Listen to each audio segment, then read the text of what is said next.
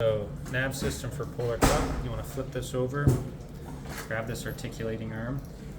You don't have to force anything, slides in here,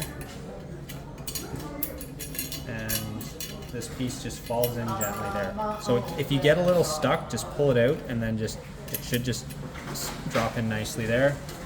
Next piece, it's a fine thread, easy to cross thread once you start it. So that's down all the way.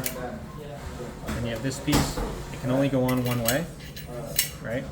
Seats down, adapter. Key step here, get it started all the way down and then back it off 2 turns. It needs to be a little bit loose because then you put on this head, which just press fits on, and then you want that a bit of play there. You don't want it really tight because when you start to advance it, when you put the cup on top and you start spinning, that bit of play is what pushes these feet out to grab the cup. So that's why you want this to be a little bit loose. This just pulls off, and then just reverse your step.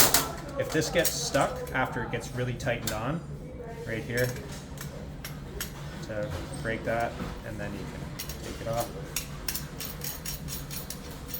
And that comes out, and then you just reverse that, and that comes out as well.